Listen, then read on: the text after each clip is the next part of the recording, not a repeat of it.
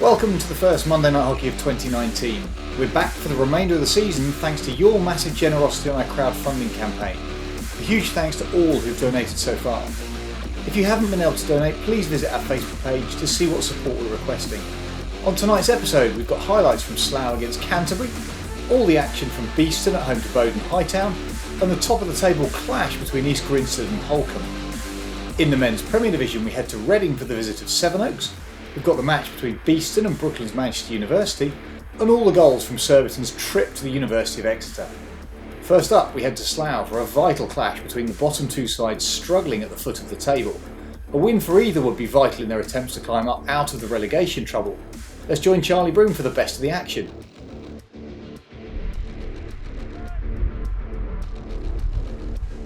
Penalty corner comes in, shot comes in, and it's just wide of Helen Fagg's right hand post. Is there a little touch? There is, but not enough to put it inside the post. Down the right hand side for Slough, and an opportunity perhaps to drive down that right hand channel, and they're into the circle now. Is there a good ball across? Fagg plays it straight back into the middle. Oh, what a chance that was for Slough and Onion. Let's have another look as the ball comes in. Half a touch, Fagg clipped it straight to Onion, and she can't get hold of the flick, and Canterbury survive. Canterbury playing it round the back and into the middle, and it's been turned over by the high Slough press. Now, can they turn this into a goal-scoring opportunity? Down the right-hand side comes the drive. Ball back across. Oh, there's a real good chance, and Bacanello makes it 1-0. It all came about because of the high press. The transfer of the ball from Slough left to Slough right, and a lovely ball across the circle. The Slough defence just simply hadn't picked Bacanello up, and she makes no mistake. Canterbury trying to double their lead here if they can. Trying to work it through a very congested middle of the pitch, and on the reverse stick over the top from Bacanello, who spins away from Pinney, and on the reverse stick chips it, but there was an unmarked player on the far post. Canterbury looking to try and make some tracks down that right hand side. Clulo, lovely ball into space. Clulo offers it in support. Stewart goes and the ball across. Now here's an opportunity. Oh, and it's been dinked in. It's a goal for Augustina Alvarez, and Canterbury have levelled things up. Her first goal of the season. Played down the right hand side, and as the ball comes across, Alvarez gets it under control on the reverse stick. And how about that for a finish? The little chip into the net. Slough under a bit of pressure at the back, but the ball out is a good one, and now an opportunity for Slough down their left hand side. Cut back inside, and she find the pass. Still going, and a lovely ball underneath by Ball, and a chance, and oh, it's a great save by Fagg. What an opportunity that was for Slough and Ward. Ward did really well initially, and then as the ball comes back from Ball, Ward picks it up, draws Fagg, the goal's at a mercy, and then Fagg just gets the right arm over to make the tackle.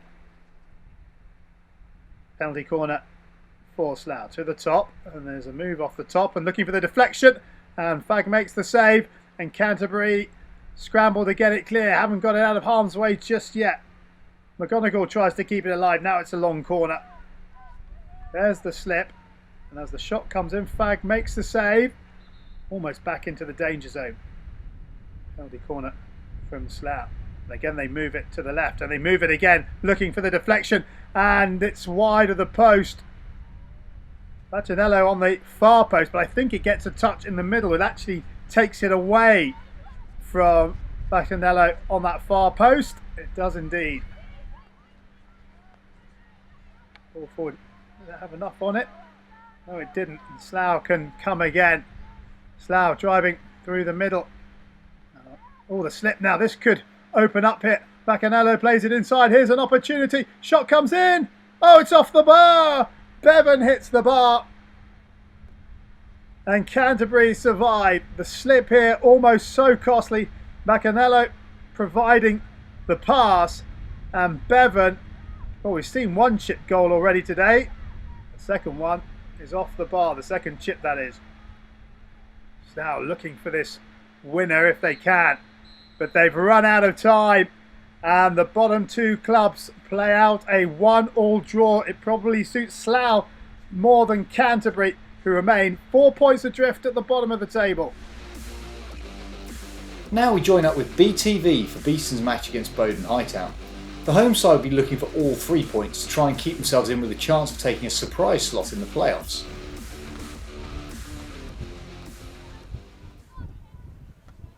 Davison out to the left hand side. Stroked in towards the D again. It's pulled back, it's a loose ball. And into the back of the net.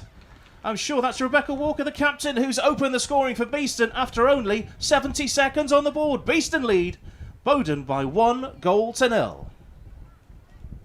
Fantastic play there, Andy, down the sideline. I think it was Bridget Kiddle that got the ball on the baseline and managed to find the gap through to Rebecca Walker. Forcing their way back into the game. Although that said, they've given possession away to Beeston, and this could be a potentially good break. Serena Barr almost at the end of that one, onto the edge of the D, shooting position possibly. I thought that was going to be tapped in there. She's in again, Serena Barr. Tests the goalkeeper, Good long save. corner.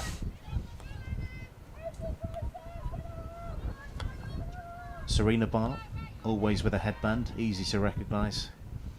Gillett. So shepherd the ball through, it's still in play, and that's an opportunity. Oh, what a chance for 2-0. Spurned, and he's sticking for the away side, although she did well, Sian French really to make the space for the pass forward. Her pass forward finds Charlene Mason. Good skill in the D. Into the byline. I think that might have been a foot there. Play on, says the umpire. Cracked in towards goal, and it's over the bar.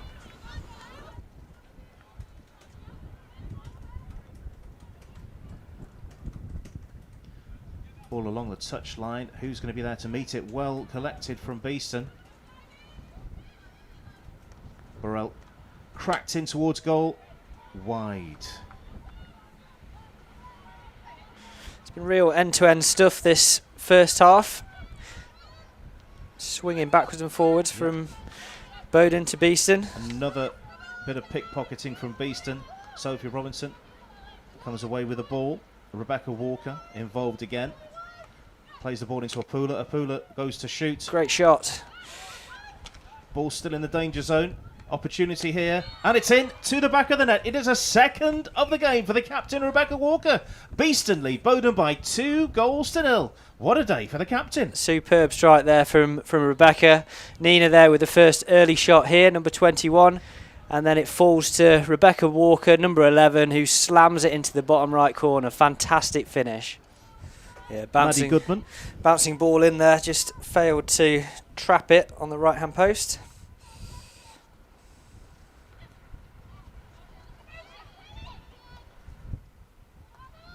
Bowden again finding space on the edge of the D. That's an opportunity on goal, and this time it is tapped in. It is Bowden onto the score sheet. I think that's Rosie Bailey who scored the goal, but we'll know for sure when. Yep, number 2, Rosie Bailey. Beeston though finally working their way through the middle of the Bowden defence. That's been given away. Paige Gillett does well to hand the ball off to the right-hand side. Burrell into the D. Oh. And that's so close to a third for Beeston. So close. She had the leaning back. Rosie Stevens. Davison out to the right-hand side. Keeping the pressure on. Getting involved this time is Caroline Hanks.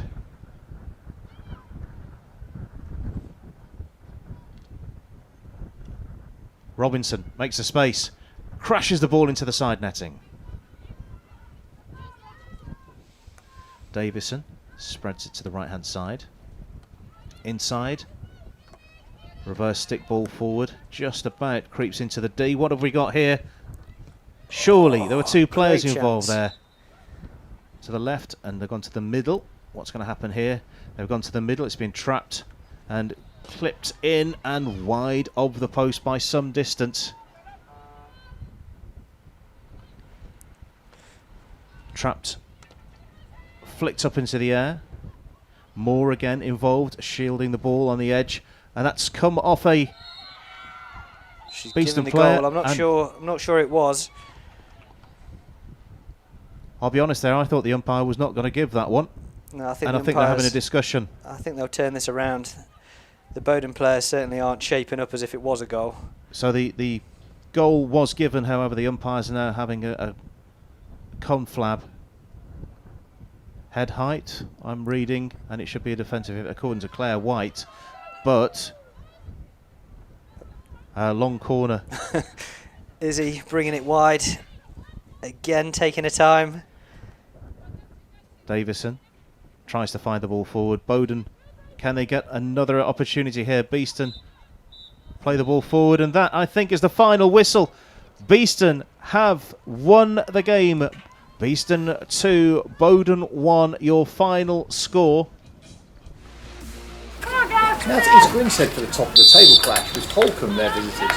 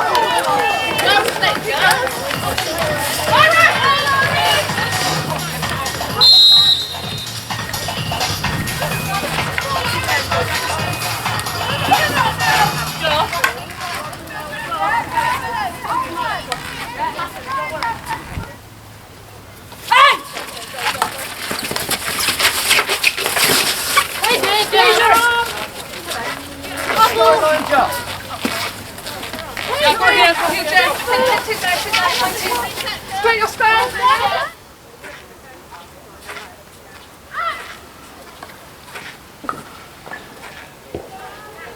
Up we go. Wilsey, just hold right for me, let Liv go. Yeah, go Wilsey. Right foot, square drop.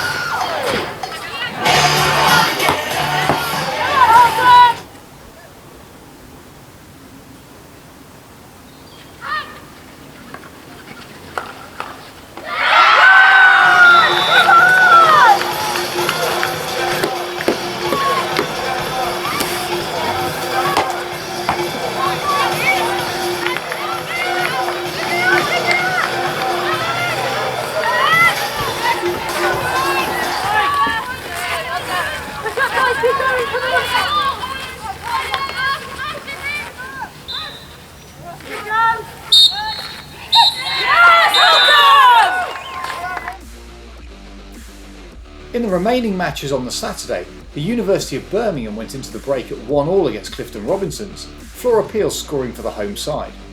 Claire Thomas for the visitors. Peel put Birmingham into the lead in the 40th minute, but the points were shared when Thomas scored this goal for her 11th of the season with 5 minutes to go.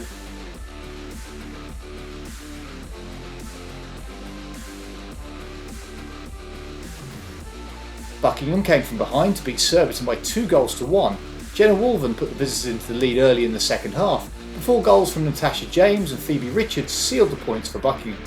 There was one extra match on Sunday as Bowden Hightown hosted Slough. A Charlene Mason goal put the home side ahead just before the break.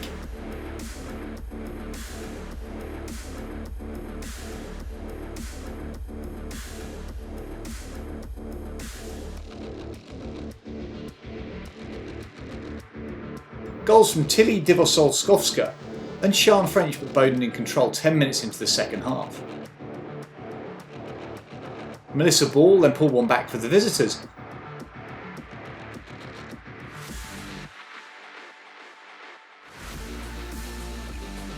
But an immediate response with Megan Batchelor scoring meant that Bowden Hightown claimed the win by 4-1. So Holcombe now climb up into top spot ahead of Surbiton, with 4 sides bunching up behind them in the battle for the playoffs. At the bottom, Canterbury are still 4 points from safety, whilst Bowden have now given themselves breathing space from relegation worries. Onto the men's Premier Division now as Sevenoaks travel to Reading, desperate to pick up some points to lift themselves off the foot of the table. The match finished in a 0-0 draw earlier in the season.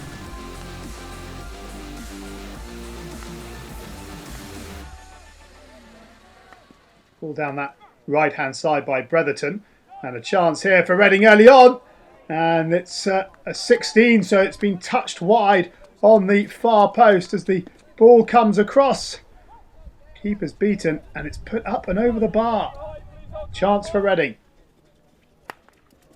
Can Reading go down this right hand side,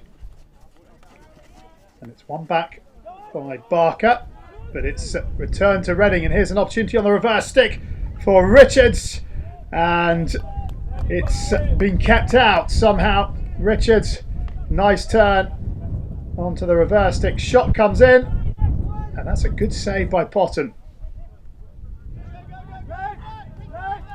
Reading once again coming forward, men either side, and it's slipped to this right hand side, beautifully picked up by Heber. Heber to the goal line, this surely must be a goal. Oh, it's been kept out. What a wonderful piece of defending. Heber playing it into the goal line, but have a look at this for a piece of defending. Surely this has to be a goal. That is fantastic. Penalty corner, goes to the right hand Castle, slip to the left hand Castle, and that's a good save by Potton away to his right hand side. It was a nice height for him, but he was coming very quickly and he did well. Great reactions from the keeper. Sevenoaks with a chance to come forward. On the right hand side they'll probe, and the ball has fallen kindly for them now. Can they take advantage of this? Sevenoaks pulls it back, and the chance and the score for Sevenoaks. Andrew Oxborough has given them the lead 3 minutes before half time, and Reading, for all their opportunities and dominance in possession, are behind on the scoreboard. Sevenoaks with a well taken goal, nice drive to the line, pulled back to Oxborough, who makes no mistake. Reading coming forward through Faulkner, but he's lost out to Smith, who plays it forward, and down this right hand side a chance perhaps for Sevenoaks to double their lead, and here comes the shot, and that's a good save. Long corner given. Sevenoaks winning the ball in that right hand corner, and let's have a look from behind the goal. That's a fantastic save by the keeper down to his right hand side. Smith trying to do the shave tackle, but he's lost out on possession, and well, that's Ross, I think, who's picked up a bang on the right hand, but Reading continue anyhow and shift the ball to that right hand side. Ross has got to try and get back in defensive duties, but a chance here for Reading, and here is Bachu, and Bachu makes it 1-1. one of the easier goals. Jacinda Bachu will score, but he'll take it, and it was a fantastic run down the middle that set it up. Here's the run, and as the ball is played underneath the keeper, Bachu, well, there are 3 Reading players goal side.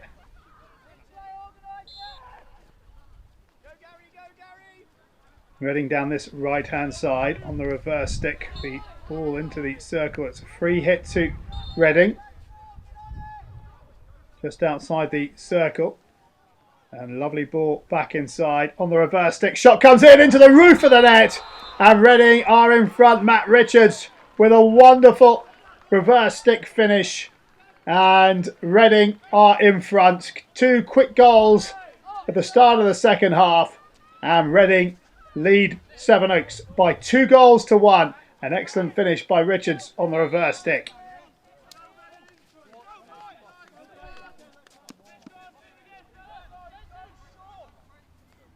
Sevenoaks with the sideline ball, and free hit to Reading. And across Palm Ellison. Well, it's play on. Here is Mats. Mats on the reverse stick. Mats has equalised, and Sevenoaks with an opportunistic goal have levelled things up with 15 minutes to go. Reading 2, Sevenoaks 2. And, well, perhaps a touch of controversy about this second Sevenoaks goal. Just there, tried to stop the ball. It didn't stop. Mats jumps in on the ball. Ellison shrugs his shoulders. But Mats plays on, and a fine reverse stick finish. Is there to be a winner? And, well, a sharp blow of the whistle and a yellow card for Sevenoaks. So they're going to have to play the remainder of this with just 10 players. And here come Reading down the right-hand side. Shot comes in. Oh, and it's been touched in by Sam Armitage. And with just 2 minutes to go, Armitage has given Reading the lead. Reading 3, Sevenoaks 2. And is that to be heartbreak for Sevenoaks? They played so well, but are they to be undone? Right at the dash, shot comes in, and there is Armitage to get his stick on the ball and divert it into the net. Reading trying to clear their lines. The big aerial ball is thrown, and the final whistle is blown, and it's heartbreak for Sevenoaks, who are within a couple of minutes of gaining yet another point. We now head back to join up with BTV for the visit of Brooklands to Beeston. Beeston claimed an entertaining 3-2 win earlier in the season and will be looking for a repeat to continue their title push. Gleghorn, such a powerful player. Beeston picking up the ball off the defender there, into the circle. Oh, clever little ball there.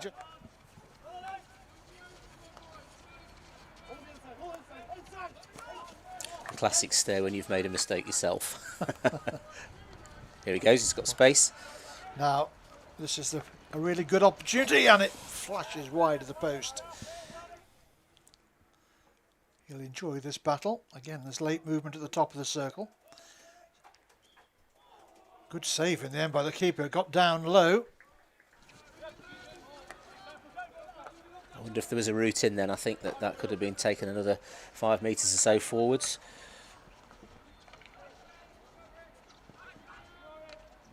Is there something for Beeston here? There might be. Reverse stick shot, didn't get the connection he was looking for in what is looking like a very competitive season in the Premier League. Now Lawrence again, almost mugged from behind, plays the ball in. Short supply to run a Gleghorn corner down. It is Gleghorn, takes it on. It's a good save. Very good save by the keeper, diving away.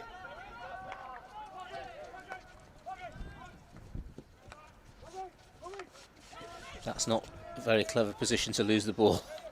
Be a problem here for Beeston. Shot comes in. Still not clear. Beeston making life very tough for themselves.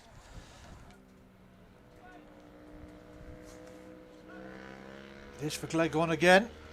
And it's knocked the goalkeeper off balance, and the follow-up shot. Chris Proctor on his reverse stick. Proctor's got in there. The goalkeeper was knocked backwards by the power of Gleghorn's corner, and Proctor was able to react quicker there and pop it home. attacking mode than defensive mode, because I can see Brooklands pushing hard for at least a corner, if not an equaliser straight away. Here we go, the turnovers are going to count. Brooklands will be really smarting.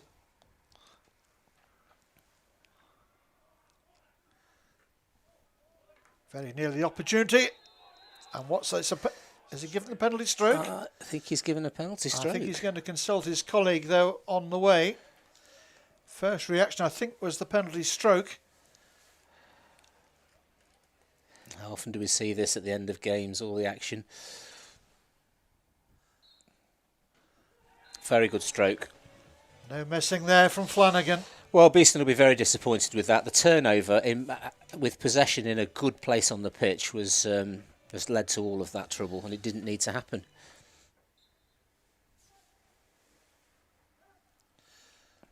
More central this time. Good save again by the keeper. He's done very well. 90 seconds.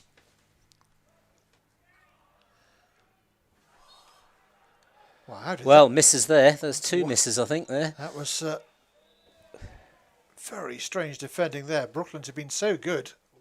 And there we go. We have a bit of a discrepancy with our on-screen clock there and the match officials' clock. And that is the final hooter sounding in the distance. So Beeston 1, Brooklands 1 is how it's finished up. The goals coming in the last few minutes of the game. The University of Exeter got off to a great start in their match against tabletoppers Surbiton, with George Carson scoring after just 4 minutes.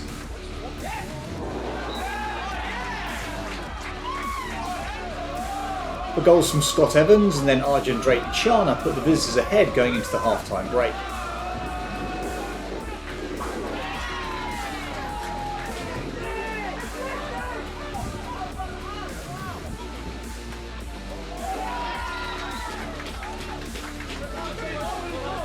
The match remained close for a long time until Drayton Chana got his second of the game in the 61st minute.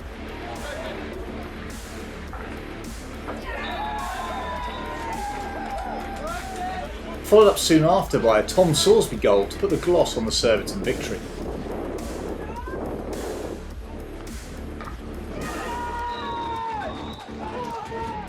In the final game, a Matt Guy's Brown penalty corner gave Hampstead and Westminster all 3 points away at Wimbledon.